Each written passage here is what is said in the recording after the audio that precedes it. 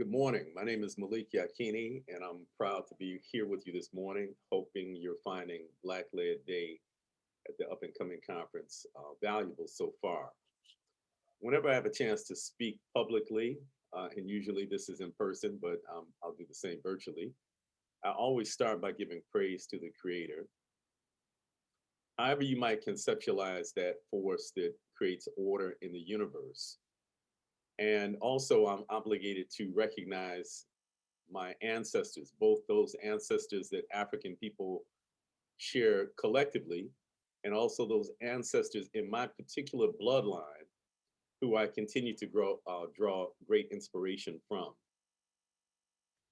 So I come to you this morning as the representative of three different organizations. And I point this out because one, it's important that we build organizations and institutions that are dedicated to building Black power and sovereignty. This work we're engaged in is not individual work. I believe, as Mr. Garvey did, that this organization is our greatest enemy. By being in organizations, it sometimes is difficult because it challenges us by shining light on areas that we need to grow. It also challenges us to develop the patience needed in order to make decisions collectively. Secondly, although I'm a spokesperson of various organizations and I get the microphone way too much, I'm conscious that the work I'm involved in is collective work, and there are many people who are doing this work. So it's important that whenever I have the opportunity to speak, that I also acknowledge my comrades who are not necessarily spokespeople, but who are doing lots and lots of work to move us towards our goals. The Detroit Black Community Food Security Network is my home base, and anyone who knows me knows that I represent the D hard.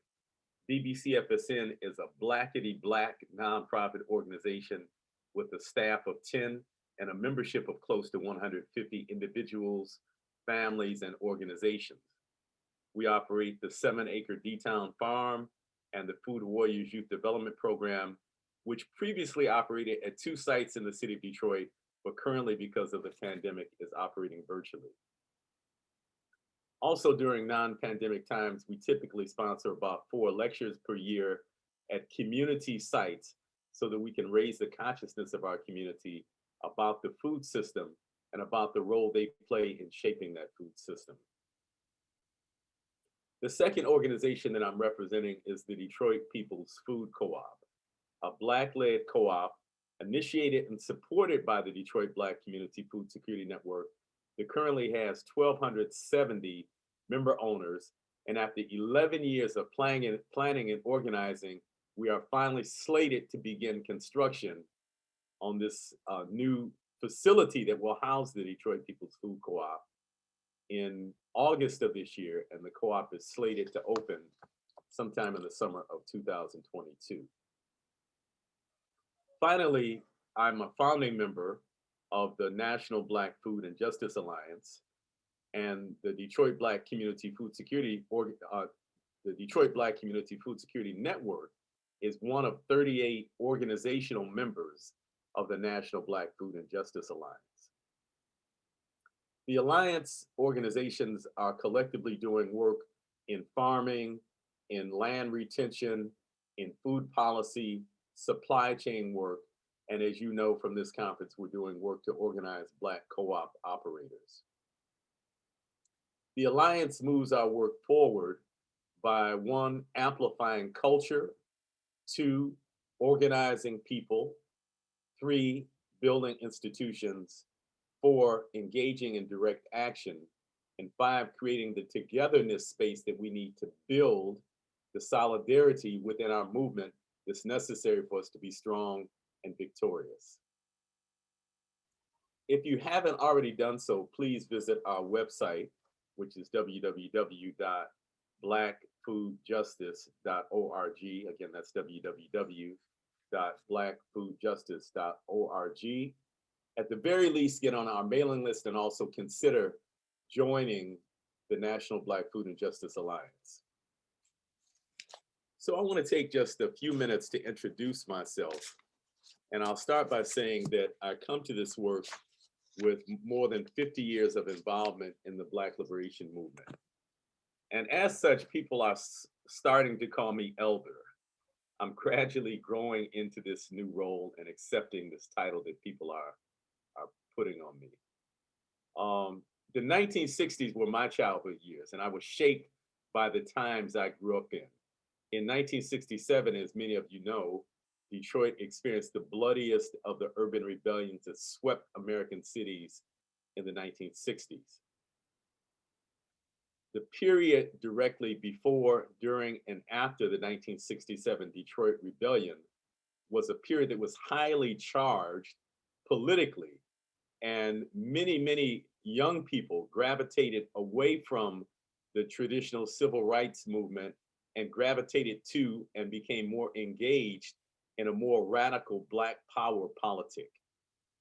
I wanted to share a story with you of how in 1969, the seeds of my consciousness about both Black power and food were simultaneously planted by listening to a speech by Malcolm X. This story is called Guts, a story of personal transformation. I was born in January of 1956 in Henry Ford Hospital in Detroit. The Ford name loomed large in Detroit and is the reason my father's father, Austin Burton, left Southwest Georgia and moved to Detroit in the early 1920s to become a tool and die maker. My parents were both postal workers in the long abandoned train station, near the long abandoned train station in Southwest Detroit. They took me home from the hospital to a small apartment, which is now long since demolished, on Collingwood near Detroit's notorious 12th Street. After my mother, who breastfed me, went back to work, I was most often in the care of my maternal grandmother, Ora Odom, who moved to Detroit from Arkansas in the 1920s with her husband, Jesse Odom. My grandfather, Jesse Odom, who had been trained as a printer in Brinkley, Arkansas, at the school co-founded by his father, Sandy Odom, who just a few years earlier had been run off his farmland and banished from his home in Monroe County, Arkansas, by a mob of armed whites who used violence to squash the growing Black political power in the area. My grandparents, once they moved to Detroit, operated a printing shop on West Warren at Mayberry Grand in Detroit. The printing shop was in the basement of a large duplex that they owned and lived in. In large part, I owe my work ethic to my maternal grandparents. I witnessed them stay up half the night to meet deadlines. They worked hard and worked for themselves. My grandmother would break from setting type on the linotype machine to prepare meals. And for those of you who aren't familiar with what a linotype machine is, it's a machine that actually sets strips of sentences in lead, and then those strips are put into a frame and inked, and that's how printing would happen prior to the invention of offset printing. My grandmother would break from setting type on the linotype machine to prepare meals. She brought her Southern upbringing to the kitchen. Pots of beans and greens were supplemented with neck bones, ham hocks, and salt pork. On Thanksgiving and Christmas, we would have turkey and ham. My grandmother could make something out of nothing. If there was not syrup for the pancakes, she boiled water, added some sugar, and we had syrup. Her pies were my favorites. My mother learned to cook from her mother and found a way, in spite of working a full-time job, to prepare meals daily for my brother, my father, and I. She prepared green beans, mashed potatoes, cornbread, pork chops, roast beef, navy beans, greens, broccoli, yellow squash, potato salad, sweet potatoes, black-eyed peas, spaghetti, tuna casserole, soups, pot pies, and a host of other delights. There was one food that I loved more than all others. I was disappointed that my mother only prepared them once a year for New Year's Day. Chitlins. After an extensive cleaning ritual, the pig intestines were boiled for hours on a small stove in our basement. I loved eating mine with Frank's red hot sauce. Fast forward to 1969. I was a 13-year-old growing up in Detroit, which 2 years earlier experienced the bloodiest of the urban rebellions that swept across America in the long, hot summers of the 1960s. I was attending post junior high school, which was a hotbed of Black consciousness and rebellion. One of the reasons that the school was such a hotbed of radical Black thought was because of the young Black radical teachers who taught there. I was fortunate to have two of them as my eighth grade teachers. Ronald McCombs taught social studies, and Melvin Peters taught English. The two of them were childhood friends from West Virginia and both sported huge afros. They often combined their classes for us to listen to guest speakers, to watch movies, or to listen to records.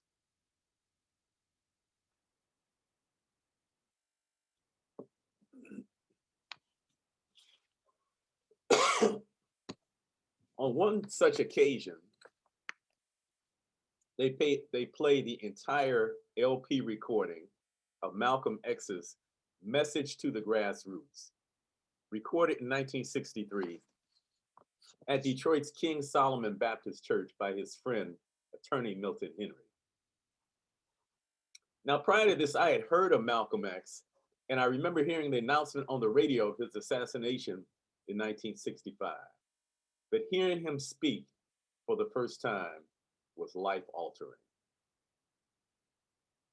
His grasp of history, his clear logic, and his completely unapologetic pro-Black stance had a profound and lasting impact on me in many ways.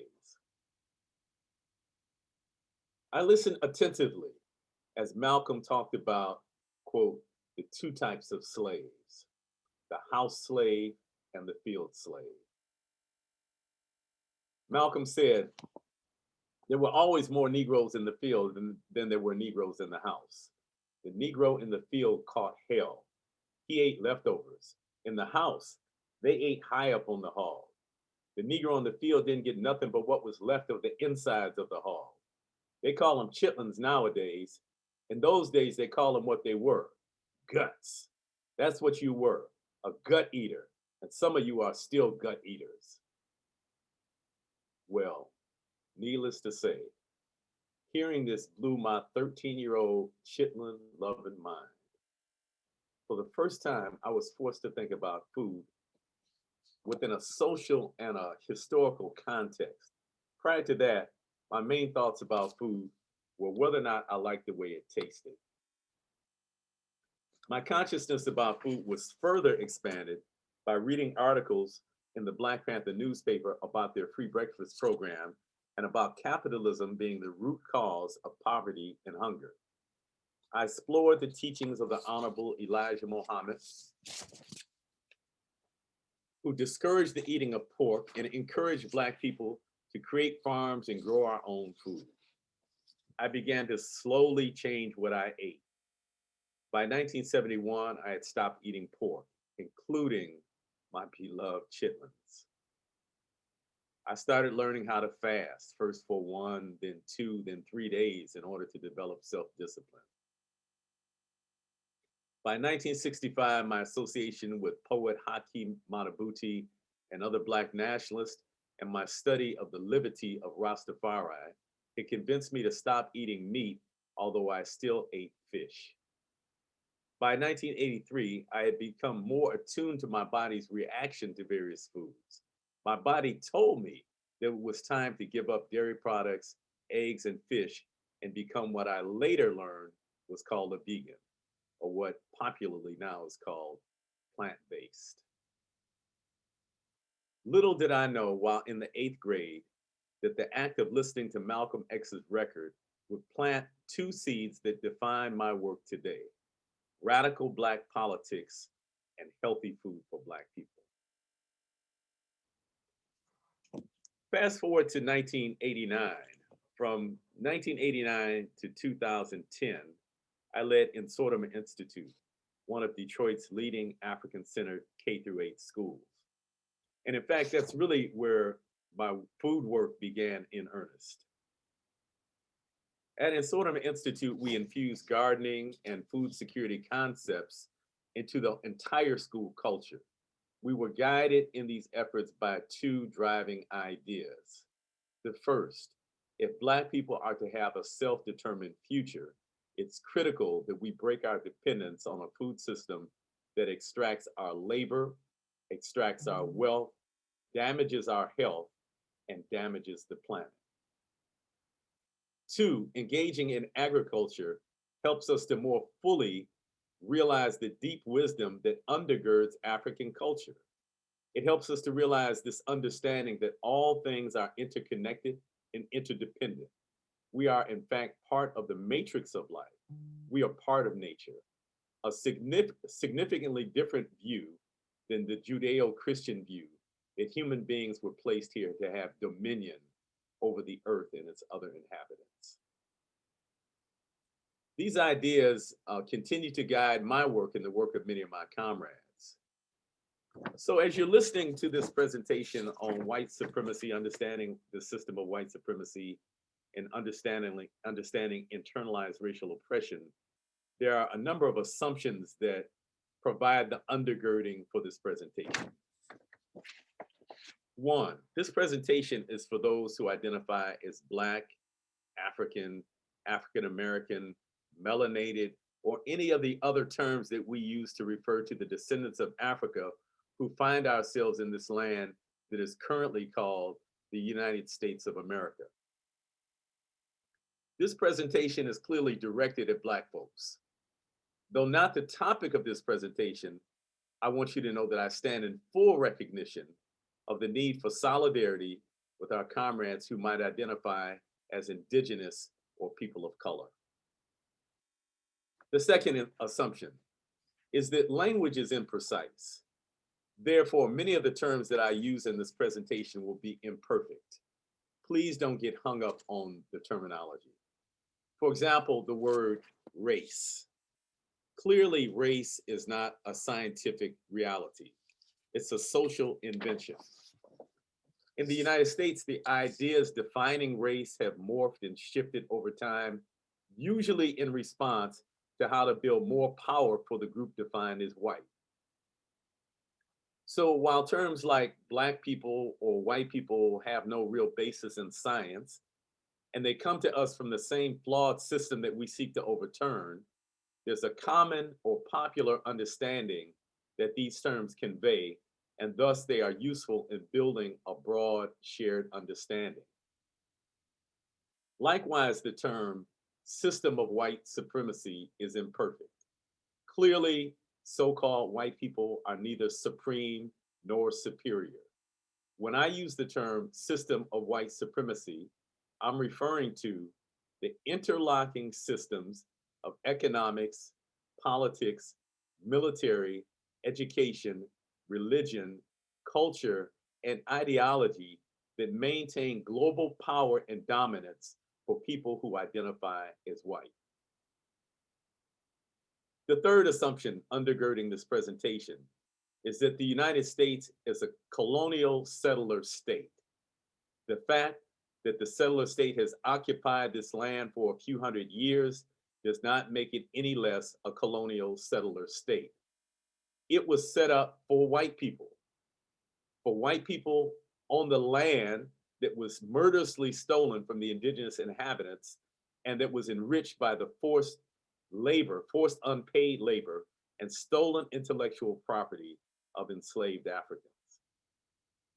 The degree to which Black folks, indigenous people, and other people of color enjoy any rights in this country is a result of our relentless struggle, not a result of the design of this country. And then finally, the last assumption is that we are living in a moment currently of increased awareness about the systemic ways that white supremacy functions, and we thus have the responsibility of redoubling our efforts to sharpen our analysis and the analysis of our people about the ways in which whiteness and power play out in American society and the world, and more importantly, how we use that analysis to build independent power needed for us to become self-determined. We need to, as the Black Panther Party advised, seize the time. I'd like to share with you some of my thoughts regarding the system of white supremacy and internalized racial oppression via a PowerPoint presentation.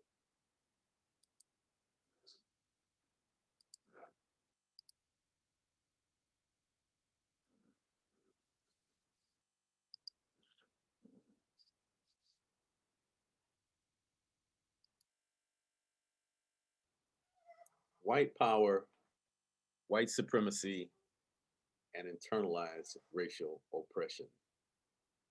Um, this photograph really speaks to that on multiple levels. Neely Fuller was a postal worker who was not formally educated, but did intensive study and developed a profound understanding of the system of white supremacy. Neely Fuller said, if you do not understand white supremacy, what it is, and how it works, everything else that you understand will only confuse you.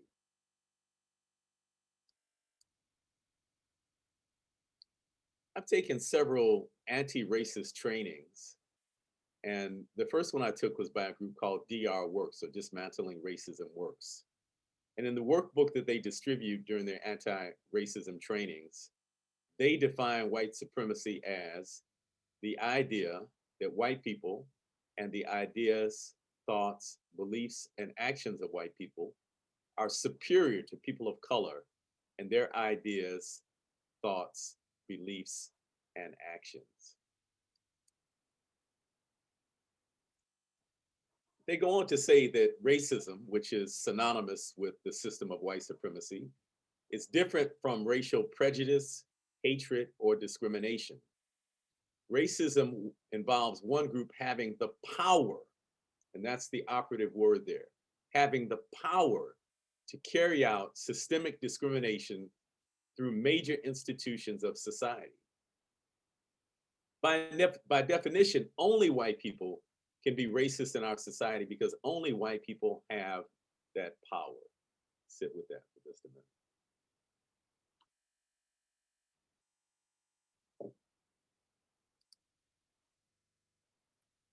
Dr. Frances Cress Welsing was a psychiatrist, and she considers Neely Fuller to be one of her teachers.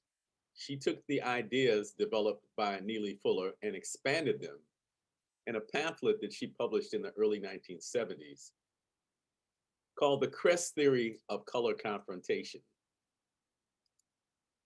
In the Cress theory, Dr. Cress defined racism or white supremacy as the local and global power system and dynamic structured and maintained by persons who classify themselves as white, whether consciously or subconsciously determined, which consist of patterns of perception, logic, symbol formation, thought, speech, action, and emotional response as conducted simultaneously in all areas of what she calls people activity: economics, education, entertainment, labor, law, politics, religion, sex, and war, for the ultimate purpose of white genetic survival and to prevent white genetic annihilation on planet Earth, a planet upon which the vast majority of people are classified as non-white, meaning so-called black, brown, red, and yellow, by white-skinned people, and all of the non-white people are genetically dominant in terms of skin coloration compared to the genetic recessive white-skinned people. Dr. Cress's theory is that white people have created these systems of oppression in addition to the clear economic benefit that they get from these systems, because they have a deep fear that if all were just and fair in the world and human beings intermingled, that white people would be annihilated because of the fact that they have genetically recessive genes. In fact, as a psychiatrist, she says that all kind of superiority complexes are really rooted in a deep-rooted sense of inferiority. So you've heard a couple of definitions of white supremacy. And as I mentioned earlier, when I use the term white supremacy, system of white supremacy, what I'm referring to is the interlocking systems of economics, politics, military, education, religion, culture, and ideology that maintain global power and dominance for people who are identified as white.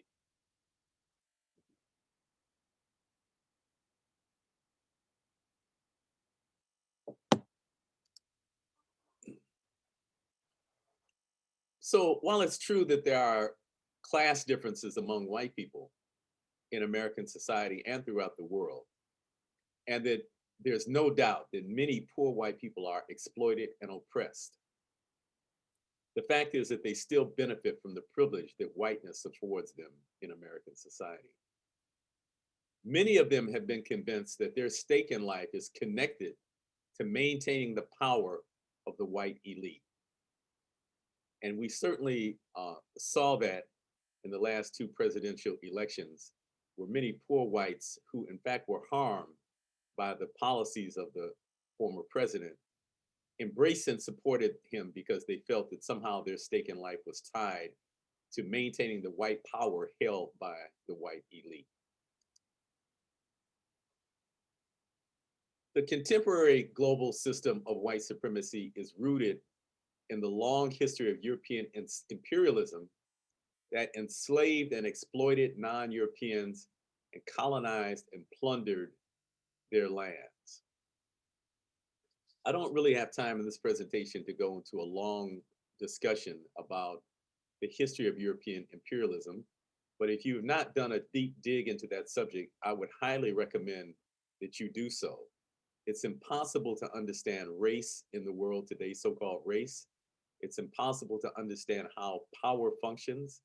It's impossible to understand the occupation of land unless you have a clear understanding of European imperialism, how people from France, England, Portugal, Spain, Belgium, Germany, and other countries began to first explore parts of the world and then began to conquer and colonize lands in order to extract the resources, send them back to Europe, to enrich Europe, and to underdevelop those nations from which they were plundering those resources.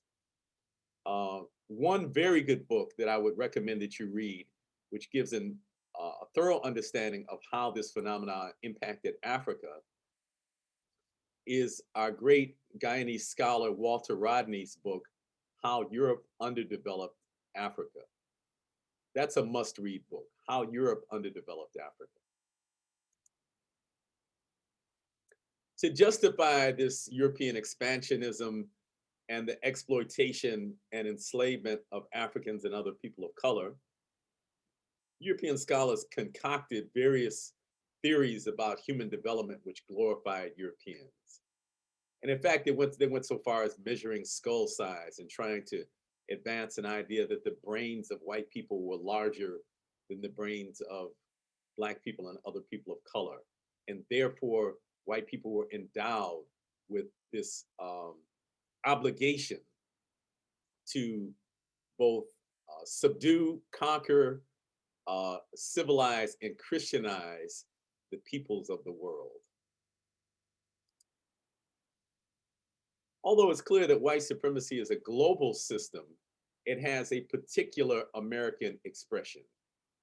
And it's important that as we study how this global system of white supremacy has manifested, that we know that it's not a one-size-fits-all proposition, that there are slight differences in how the French rolled it out. There's slight differences in how the English rolled it out. The Belgians had their own particular style of brutality. And likewise, there's a particular American expression of this global phenomena of white supremacy. So to be clear, let's put this in a historical perspective. From 1619, the date which is often cited as the first arrival of enslaved Africans in the so-called New World, or in what we now, the land that we now call the United States of America, um, through 1865, or for 246 years, Black people on this land were by law considered to be not fully human. By law, were considered to be not fully human. For the next 100 years, from 1865 to 1965, separate and vastly unequal segregation was the law in many parts of the United States. Laws at all levels throughout the US concentrated land ownership, so-called ownership. And I say that because I really reject the idea of land ownership. I think it's a European concept that has come to us with, as part of one of the pillars of really of capitalism, and comes to us from European feudal societies. And the folks who colonized this land came from those feudal societies that had this understanding that very wealthy people could enclose and own the commons and force others to pay tribute to them. And so those coming to colonize this land brought with them this idea of land ownership. So laws at all levels concentrated land ownership in the hands of whites, and also concentrated access to capital in the hands of whites. It's important to point out, as Dara Cooper, the executive director of the National Black Food and Justice Alliance, pointed out in our national meeting 2 weeks ago, that in fact, Black folks were the capital, right? We were considered capital in the same sense that money, equipment, a horse was considered to be owned and considered to be capital.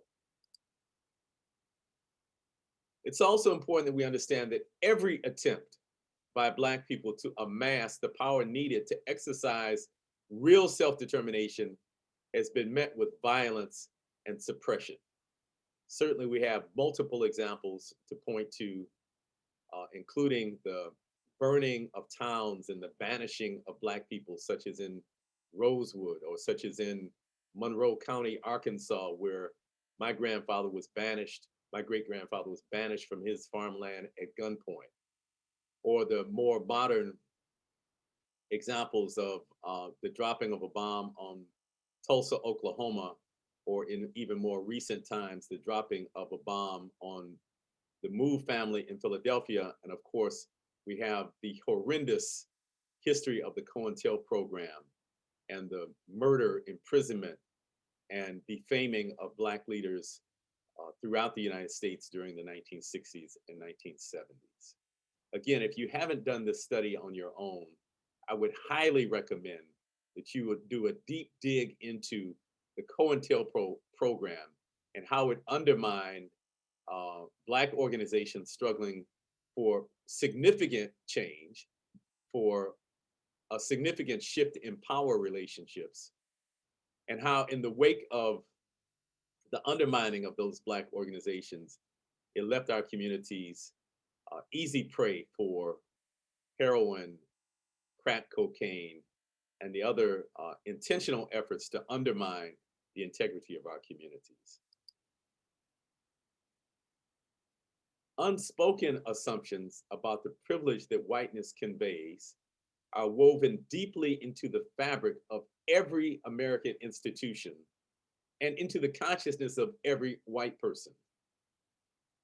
It's impossible to be a white person in America and not to have been deeply impacted by the ideas associated with white supremacy.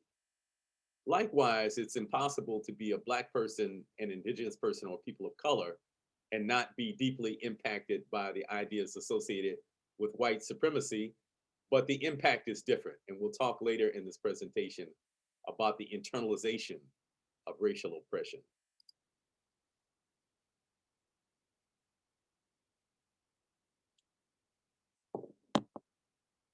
White supremacy manifests itself within the food system, the industrial food system that supplies the vast majority of the food that we consume, but also within the food movement. Because white people have decided that they want a more fair and just food system, or have decided that they want to make organic food more available, or have decided that food co-ops are not that food co-ops are a good idea doesn't mean that they have divested themselves of all of the notions that they've internalized associated with the system of white supremacy. The reality is that white people have a tremendous amount of work to do. And in fact, it's my position and the position of many others that those white allies who have grown into consciousness about how the system of white supremacy works have the responsibility and the obligation to make other white people aware of how that system works and how they often unintentionally play into it. It's tiring, and it's really not the job of Black people to have to kind of bring white people along, educate them about the role that they play in the system of oppression. In the food system, workers are a good indication of some of the ways in which white supremacy plays out. People of color typically make less than whites working in the food chain. Management positions are typically held by whites, and people of color are typically concentrated in the lowest paying jobs with the fewest benefits in the food chain. As many of you know, Black people starting food co-ops are faced with multiple challenges, many of which are rooted in the system of white supremacy, including a racial inequity that's built into the finance systems. So there's a logic to the system of capitalism. And part of how that logic plays out is, let's say you're going to a bank or a lending institution to borrow $2 million in order to finance a food co-op that you're developing. Well, the financial institution is going to say to you, essentially, what do you already have that's worth $2 million that can serve as collateral in case you default on the loan? And if you don't have that collateral, or if you don't have somebody to stand in the gap for you and to essentially be the co-signer and say that if you default on the loan, they'll guarantee it, then you're not going to get that financing. And so it becomes a circular logic where those who already have access to money are in a better position to get financing. And once they get that financing, they have even more capacity, they're able to get more money. Those of us who don't have access to large amounts of wealth are not eligible to get the financing. And thus we see playing out in our communities this vicious cycle where wealthy whites lead most of the development, and we're forced to see progress in our communities as white people building things and us having the opportunity to go into these edifices that they build and spend our money. One of the other problems that's being discussed more and more, and which also is being discussed today at Black Led Day, is the lack of culturally competent market researchers. All of us have to get market research studies done as one of the early steps in developing our food co-ops. But what we find is that the people doing market research often are not aware of the subtle dynamics that exist in Black communities, and thus make assumptions that may not be correct. In many cases, there's assumptions that underproject what the sales could be in the store, because often people are viewing Black communities from a deficit perspective.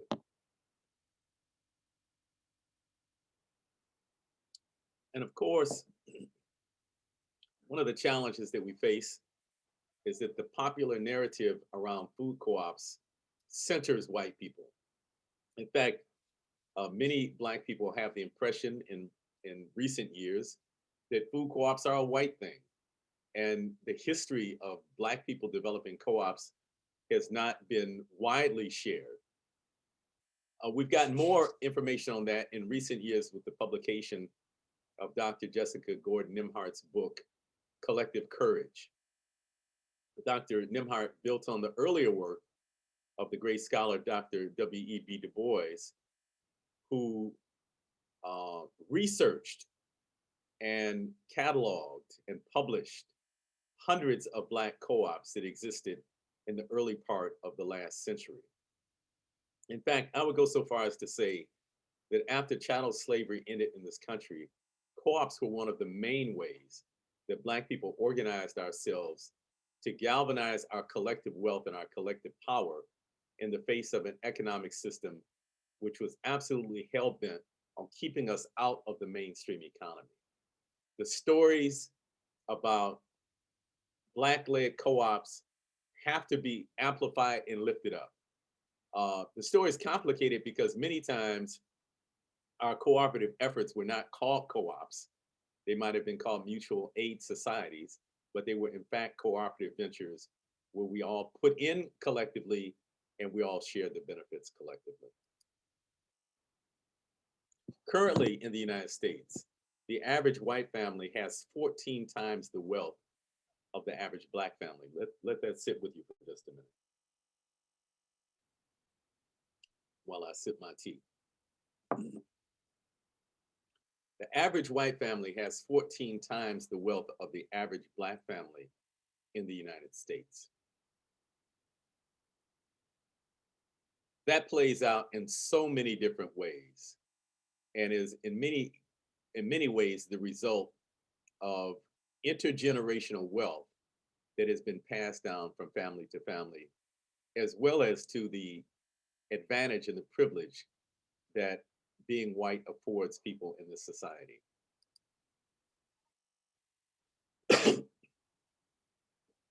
There are also racial disparities in education, so-called criminal justice, healthcare, lifespan, and every other quality of life indicator. But in addition to the impact on our economic life and the other quality of life indicators, white supremacy also manifests in very subtle ways that really speak to the degree to which Europeans have been able to impose their culture and worldview on the rest of us. So we want to be clear that white supremacy is ideas and thoughts and how we see the world, but it's also the concentration of power. We don't want to lose either of those. It's not just the Europeans have imposed their ideas. They've imposed their ideas as a way of maintaining their power and dominance. And so we're not just trying to change minds, but we're actually trying to shift power as well.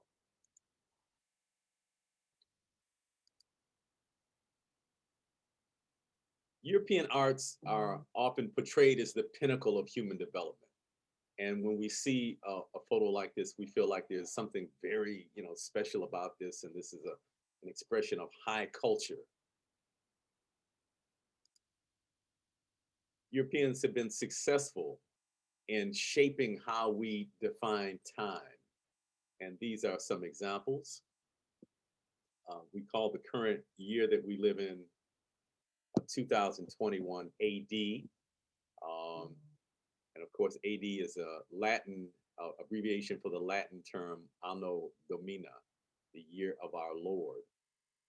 We often don't think about the names of the days of the week. Wednesday is named after Woden. Thursday is named after Thor, the Norse god of thunder. The month January is named after the Roman god Janus.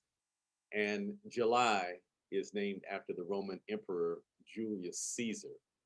I sometimes wonder, what would life be like if white children were taught that, let's say, the fourth day of the week is Ogun's Day or Obatala's Day? How would the world be different? How would we see the world differently if the world were defined on our own terms?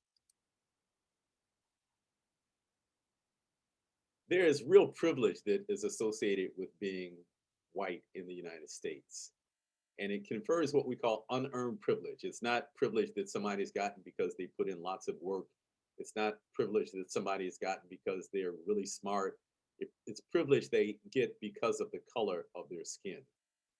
Peggy McIntosh, in her important book, Unpacking the Invisible Invisible Knapsack, says that privilege is an invisible, weightless backpack of special provisions, maps, passports, code books, visas, clothes, tools, and blank checks. And then dude up here in the corner says, I have the privilege of being totally unaware of my privilege.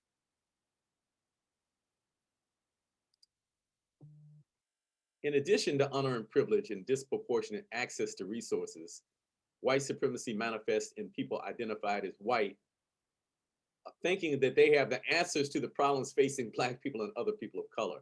And frankly, uh, most times white people don't have the answers for themselves, let alone the rest of us. And in fact, one of the characteristics of the system of white supremacy is it suppresses the cultural knowledge of Black people and other people of color. It's my view that that cultural knowledge and the concepts and precepts embedded in that knowledge have the solutions for the problem that humanity is facing. So by suppressing the cultural knowledge of people of color, we're really suppressing the consciousness of humanity as a whole. Let's shift and talk about internalized racial oppression. How does this system of white supremacy play out in our own heads and in our own behavior? Within Black people, white supremacy manifests itself as self-destructive, debilitating thoughts and behaviors. We often have a diminished view of ourselves. We don't collectively view ourselves as fully capable, fully competent human beings. And of course, I'm talking in broad generalities. That's not to say that this applies to each and every Black person, but it's to say that collectively, we are afflicted with this diminished view of ourselves, which has been imposed on us by hundreds of years of negative imagery, hundreds of years of a false narrative being developed that we have in fact internalized and accepted. Many Black people still favor European physical characteristics over African characteristics.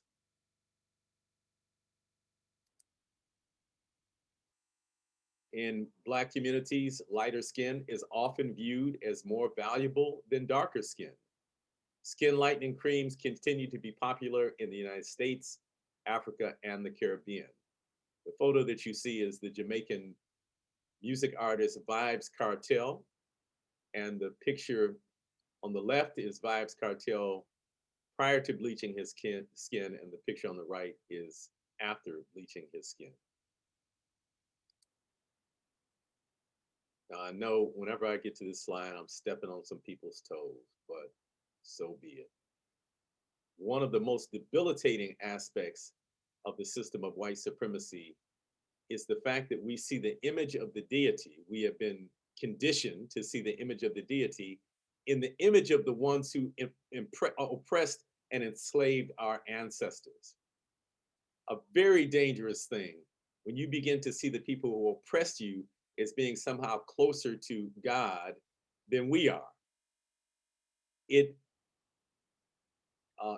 develops a deep-rooted sense of inferiority and almost a worship of white people, almost this idea that white people are somehow more godlike.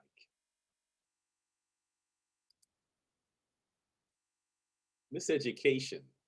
I mentioned that suppression of knowledge of our history and cultural memory is one of the characteristics of white supremacy. In fact, it's a necessary prerequisite for our continued domination. In order to keep people suppressed, they have to be disconnected from their history and their culture. It's a necessary prerequisite. And so we find in schooling from pre-K to postdoc in American society that the contributions and the ideas emanating from people of African descent are a mere footnote. Almost all textbooks in American society credit Pythagoras, the Greek philosopher, with codifying this theory. And that theory would be what you see in the upper left-hand corner: a squared plus b squared equals c squared, what is commonly called the Pythagorean theorem. And I'm sure most of you studied that in geometry in high school. Well, the reality is that this theory was known and recorded centuries earlier. In fact, we see it in real life in how the temples in ancient Kemet were built. The Kemetic scribe Amos had recorded this theorem centuries earlier, and some folks call it the Amos theory instead of calling it the Pythagorean theory. History books in American schooling rarely mention the extensive African exploration and settlement in the so-called Americas prior to the arrival of Columbus. And again, this is just one example. There are many hundreds and hundreds of examples of how knowledge of our history and culture has been intentionally suppressed, either through omission of information or through commission, through actually intentionally changing facts and reframing things in what we sometimes call revisionist history. Unfortunately, our most significant freedom fighters, the organizations that they led and the strategies that they employed are not taught in the schools in our community. This is, of course, the great Fannie Lou Hamer, who is one of our patron saints in the Black food sovereignty movement. Most of our children and frankly, most of our adults don't know who she is. And there are many, many other freedom fighters who have made significant contributions, who've given of their time, of their intellect and their lives for the freedom of Black people. And we are unaware of their struggles. And that lack of awareness is intentional. We would be well instructed to study the works of the Martinique-born psychiatrist Frantz Fanon. His most famous book was The Wretched of the Earth. And because he was a psychiatrist, he was very concerned about mental health and its relationship to oppression. And I just want to share with you a couple of quotes from The Wretched of the Earth. Fanon said that the muscles of the colonized are always tensed. The colonist keeps the colonized in a state of rage, which he prevents from boiling over. The colonized are caught in a tightly knit web of colonialism. The muscle tension of the colonized periodically erupts in the bloody fights between tribes, clans, and individuals.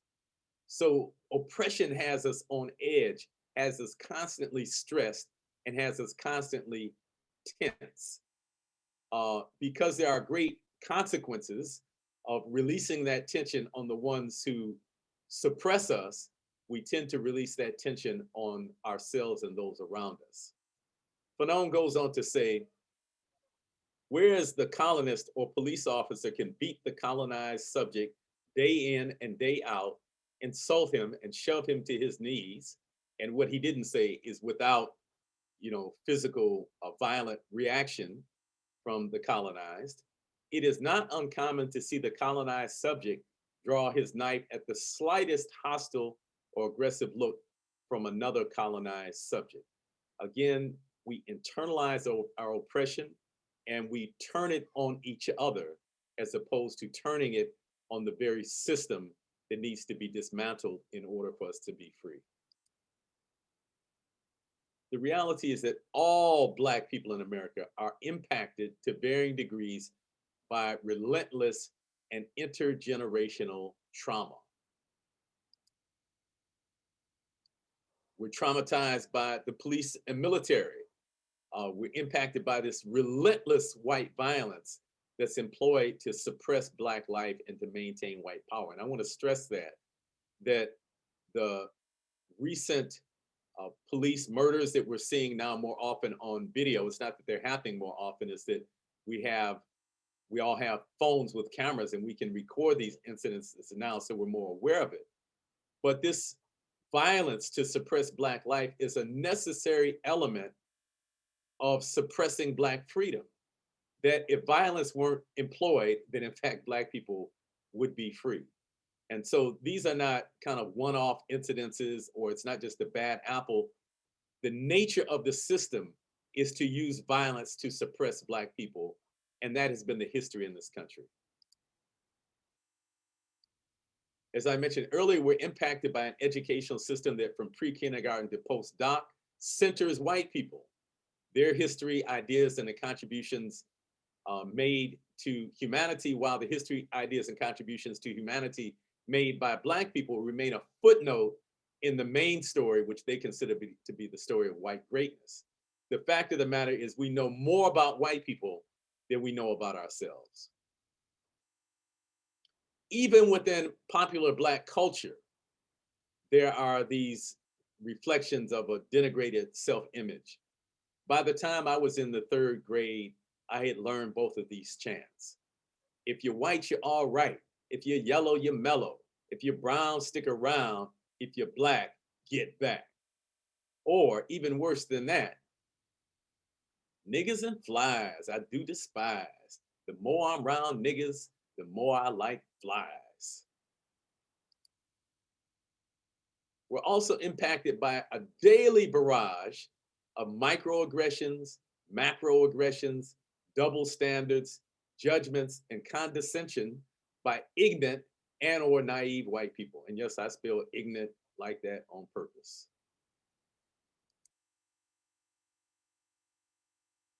Coping with and surviving a system of oppression hell-bent on us being the footstool for white power has driven many of our people to drug and alcohol abuse and other self-destructive behaviors.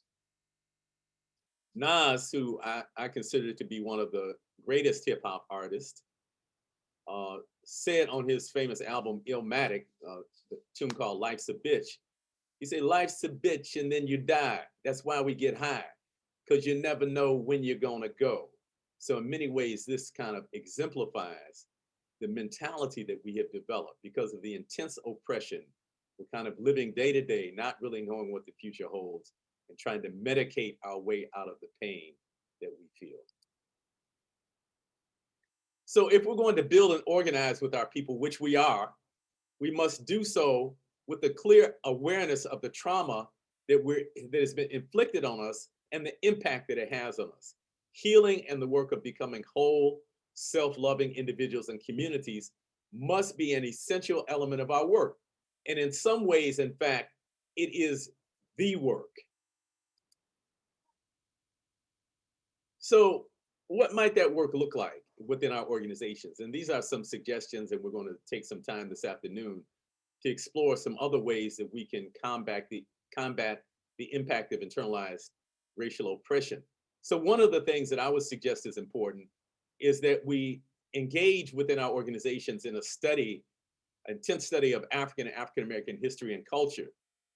Gaining what many of us call knowledge of self can be tremendously empowering. And we have examples such as Malcolm X, who while in prison was able to study much of this history and grasp many of these cultural concepts that while a child and while being a gangster in the street, he was unaware of. And we see in his case the tremendous transformation that occurred as a result of him studying and seeing himself and seeing our people in another light. I can tell you that you see yourself significantly different if you see yourself only as the descendant of somebody who picked cotton in Mississippi, Alabama, or Georgia. And we're not denying that part of our history. But if you see yourself only as that, you see yourself significantly different than if you see yourself as the descendants of the builders of human civilization. We have to understand Fanon's ideas that part of our healing lies in struggling against oppression.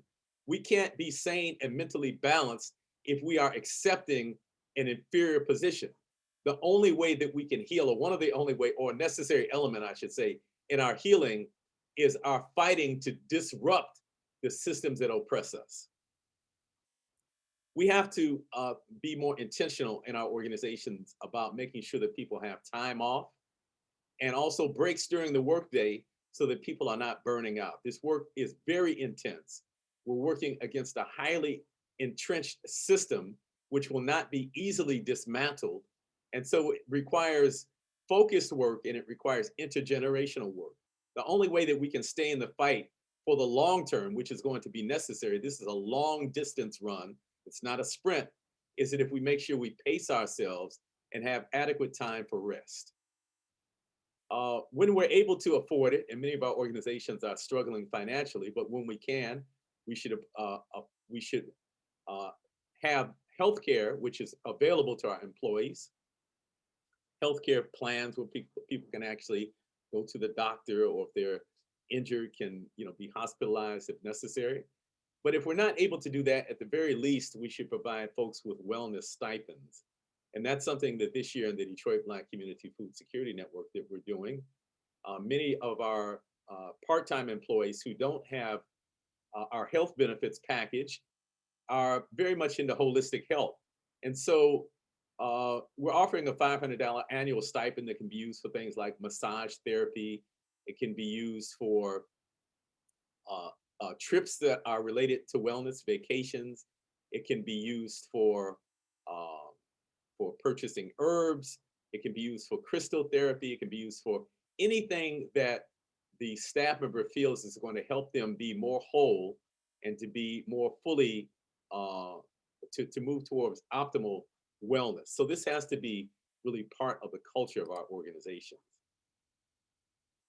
This also might look like encouraging space for prayer, meditation, yoga, stretching, and other ways of making sure that we are whole and well, providing access to culturally competent therapists.